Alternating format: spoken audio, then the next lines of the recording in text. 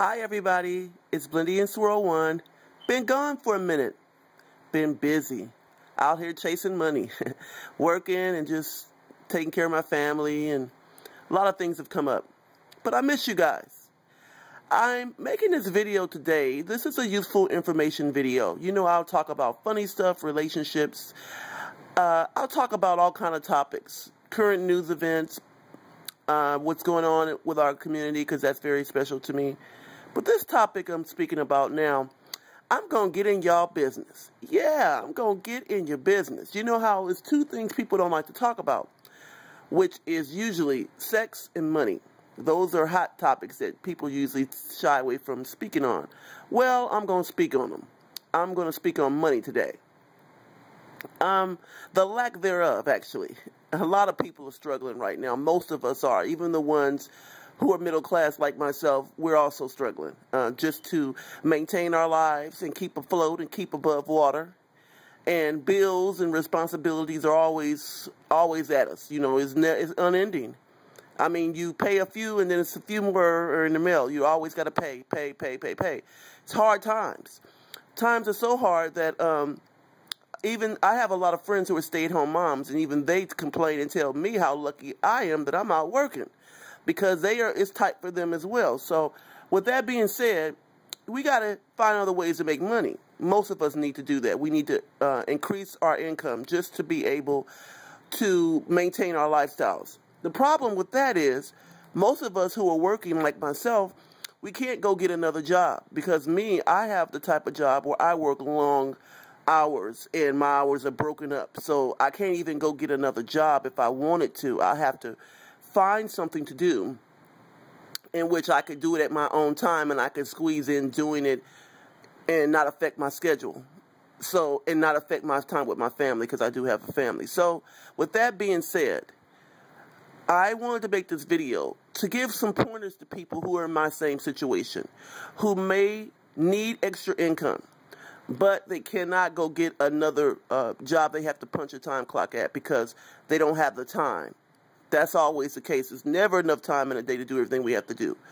So with that being said, I think we need to get some information on some things you can do to make money on the side, and you do not have to go to another job.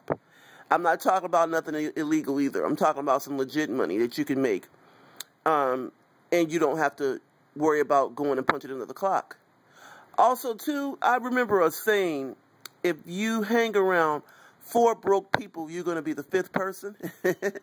You got to hang around people who are progressive, people who are able to give you information. I like people smarter than me, people I learn things from. I love being around people like that. I just love it. And I'm lucky because I have people like that in my life, people that I learn a lot from. So I have information about some side hustles, some ways to make money at your own pace. You don't have to go punch another clock and go to another job and work 2 jobs. No, you can work whatever you do to earn your living, and then you can have something on the side you do at your own pace. So let me get this started. The first side hustle job, and these are things I actually have done or I'm in the process of doing right now. The first one is actually a DMV instructor. And what that is you don't have to have a license for this. You don't have to have anything for this but a car. Maybe your own car, or a car that you may want to invest in, getting a car and putting a special insurance on it where unlicensed drivers can drive your car. People with driving permits can drive your car. And what this side hustle is you could go around to DMVs, Department of Motor Vehicles, in your area. There are people who have taken the driver's test, but they got their permit, but they don't have anyone's car to use to actually take the driver's test. A lot of people don't allow unlicensed drivers to use their car. They don't want nothing happening, you know. So what you could do is you could go around to the DMVs, and you can give them your information, pass out a card saying, you know, I am, if you don't have anyone's car to use to take your test, I will allow you to use my car, but I charge $100 an hour. and give them a deal. Tell them, if you don't pass it, and give them the pointers on what to do to pass to get your driver's license. There are certain things that work with them for 15 minutes and show them the things that the DMV instructor, when they take their test, is going to be looking for. They're going to be looking for complete stops, making sure you're looking in the mirrors at all times before you make any turns or anything. That's what they look for. Knowing all parts of the car and driving at the speed limit only. So you tell them these things and drive with them to make sure they know how to drive. Once they have their permit, the person that hires you, make sure you allow them to drive your car with you in it first for maybe 15 minutes. And then the DMV instructor will give them their test, and you've already showed them some pointers and make sure they relax. And then let them use your car with the instructor in it for 15 minutes. Usually 15 minutes. The instructor is not trusting their judgment or how they drive, and they may make them drive longer, but usually it's no more than 15 minutes. And you get $100 cash. And if they fail the test, let them take it the second time for free. So that's something I used to do in my past when I was single and I was needing extra money. I would do that for a living, and I was making a pretty good salary, and I would do it when I wanted to do it. I would let the people know what days I was available. Back then, DMVs were open on Saturdays, so Saturdays would be my day to do that, and I would sometimes make $700 a Saturday doing that. So that's a side hustle from my past that I used to do. I would go around the Department of Motor Vehicles all over California, and I would pass out my information telling people, if you need someone's car to use to take your test, I'll let you use mine, but I have to charge you $100 an hour. So that's what I used to do. The second side hustle, mobile units. Let me explain what a mobile unit is. I have someone in my life right now whose father owned a lot of soul food restaurants and barbecue restaurants in Southern California area. I think he owned like 5 of them.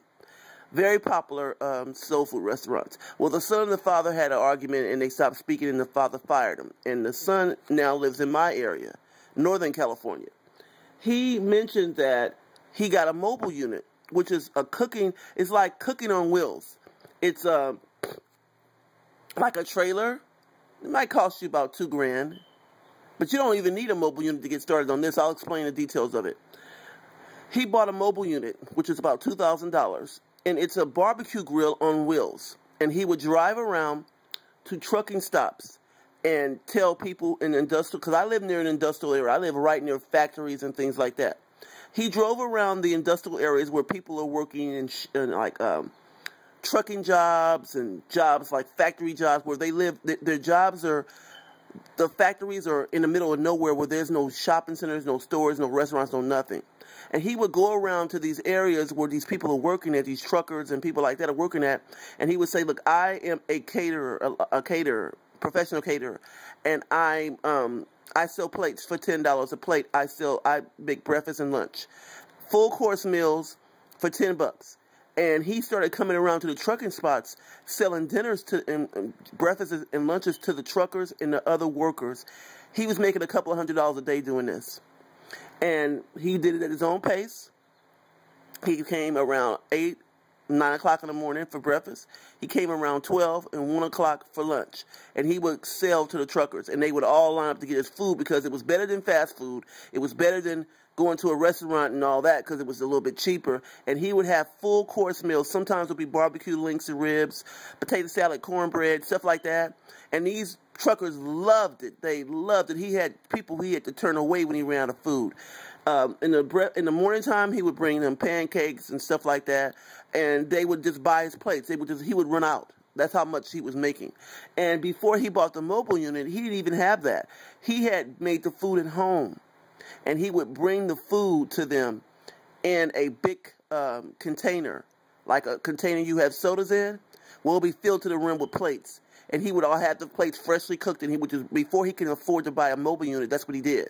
And he was making a couple of $100 a day doing that. He might spend $40 up to $50 on the food that he had to cook, and then he would make a couple of $100. So that's another thing, a mobile unit. If anyone is a great cook, use that. Use it to make you some money. It's people, like I said, if you go around in some of these jobs, some of these companies, and yeah, of course, if you get too big, somebody might say, well, are you licensed and things like that. And if you get enough clientele together, you may want to get, licensed and really go into business doing that. But if you're an excellent cook, Use that. You can make money. You can get yourself out of debt cooking.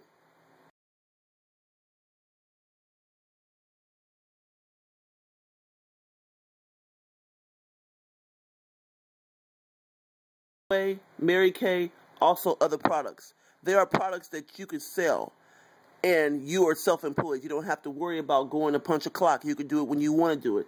Avon, Amway, and Mary Kay comes to mind first. You can do that. You can make a decent salary doing that. You can just go to all your friends, and if you belong to a church or wherever you go where there's a large congregation of people, family members, and tell them you're selling Avon, because I sell Avon also too.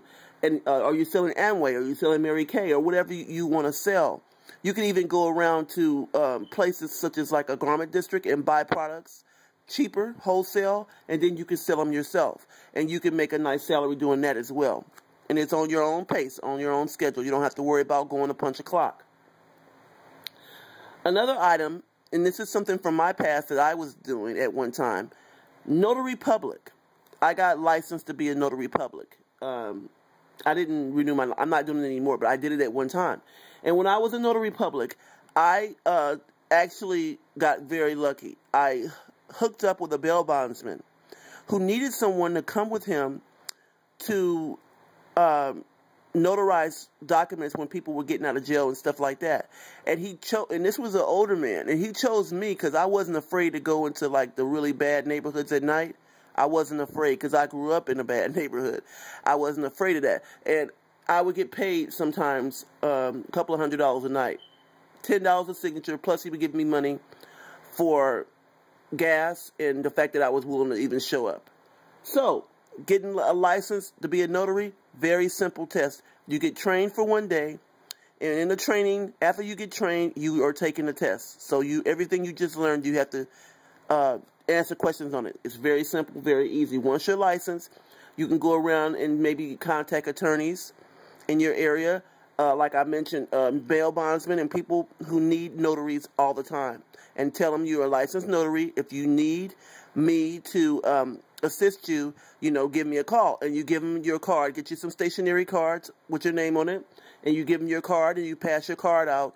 And if they call you, and you're available, make sure you let them know when you are available. Make sure it's when you are available, so that they will call you at those times, and then you can make a nice amount of money. I was in my 20s doing this, and I had my 9 to 5, I had my regular job, and then I also was doing this on the side. I was making a pretty nice amount of money doing this. This was pretty cool. So a notary public is another way, another side hustle to make you some extra money. Another side hustle that I never done this, but I have a friend that's doing it now. She has her regular 9 to 5, and she does this on the side.